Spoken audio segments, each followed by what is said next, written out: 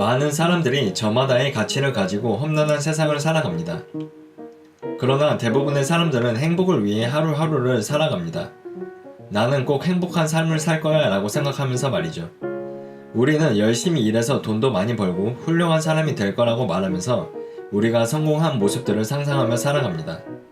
지금 이 영상을 보고 계신 분들도 평소에 비슷한 생각을 해왔을 겁니다. 이런 생각이 이르게 되는 과정은 단순한데 열심히 공부하고 노력하면 부와 명예를 얻을 수 있고 부와 명예를 얻으면 행복은 자연스럽게 따라올 것이라는 생각 때문입니다. 1980년대에서 2000년대에 태어난 미국 밀레니얼 세대에게 설문조사를 한 결과 80%가 넘는 사람들이 인생에서 가장 중요한 목표가 부자가 되는 것이라고 했습니다. 즉, 부와 명예가 행복한 삶, 좋은 삶과 일치한다고 생각하는 것이죠. 그런데 과연 부자가 되는 것이 좋은 삶일까요? 사실 좋은 삶이라는 것에 대한 답은 없습니다. 명확한 답이라도 있었다면 모든 사람들이 그것을 위해 달려가고 있을 겁니다. 또한 우리를 행복하게 하는 게 뭔지 안다면 우리가 후회할 일도 없을 겁니다.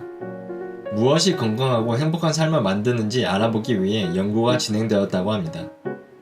하버드에서는 이 질문을 갖고 75년 동안 연구를 진행하고 있는데 1938년부터 700여 명의 남성을 대상으로 그들의 인생을 추적하고 있습니다. 연구진은 매년마다 인터뷰를 진행하고 의료 기록을 받고 피를 뽑고 뇌를 촬영하고 그들이 가족과 시간을 보내는 모습을 기록합니다. 75년 동안이나 지속된 이 연구에서는 어떤 결과가 나왔을까요? 결론부터 말하자면 이 연구를 통해 우리를 행복하고 건강하게 만드는 것은 부와 명예가 아니라 좋은 관계라는 결론이 나왔다고 합니다. 오랜 기간 동안 진행된 이 연구의 총 책임자는 이렇게 말합니다. 젊은 시절엔 부와 명성 그리고 높은 성취를 추구해야 좋은 삶을 살 수 있다고 믿습니다. 사회나 우리 주변의 사람들도 열심히 일하고 노력하라고 말합니다. 하지만 75년 동안 700명의 인생을 추적한 결과 우리를 진정으로 행복하고 건강하게 만드는 것은 좋은 관계라는 것을 알 수 있었습니다. 그리고 우리 연구진들은 관계에 대해 3가지 사실을 깨달았습니다. 첫째, 사회적 연결은 매우 유익한 반면 고독은 해롭습니다.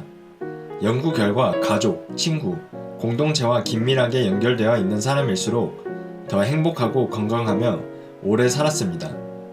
고립되어 있는 사람들은 덜 행복했고 중년기에는 빠른 속도로 건강이 악화되며 뇌 기능도 일찍 저하되었습니다. 둘째, 관계에서 친구의 수는 중요하지 않았습니다. 가장 중요한 것은 관계의 질입니다. 친구가 많더라도 갈등과 싸움이 자주 있다면 건강에 해롭습니다. 하지만 한 명의 친구만으로도 관계가 만족스럽다면 그것으로 충분합니다. 셋째, 좋은 관계는 우리의 몸뿐 아니라 뇌도 보호합니다. 애착 관계가 긴밀하게 형성된 80대는 그렇지 않은 사람들보다 훨씬 더 높은 기억력을 갖고 있었습니다. 사실 누구나 부와 명예가 행복과 직결되지 않는다는 사실을 암묵적으로 알고 있을 겁니다. 물론 상황에 따라 돈이 굉장히 중요할 때가 있습니다. 그러나 우리의 행복에 가장 큰 영향을 미치는 것은 분명히 사람들과의 관계입니다. 문제는 이 중요한 사실을 우리는 바쁜 일상 때문에 항상 잊어버린다는 것입니다. 게다가 인간관계는 복잡하고 머리가 아픈 일이며 단기간에 이루어지는 것이 아닙니다. 주변 사람들에게 꾸준히 신경 쓰고 챙기는 것도 쉬운 일이 아닙니다. 그러나 중요한 것은 75년 동안 진행된 이 연구에서는 분명히 말하고 있다는 것입니다. 가장 행복한 삶을 산 사람은 가족과 친구, 공동체가 있는 사람이라는 것을요. 앞으로는 아무리 바쁘더라도 주변 사람들에게 신경을 더 쓰고 함께하는 시간을 늘려갔으면 좋겠습니다. 도움이 되셨다면 구독과 좋아요 눌러주세요. 다음에도 도움이 되는 영상을 만들겠습니다.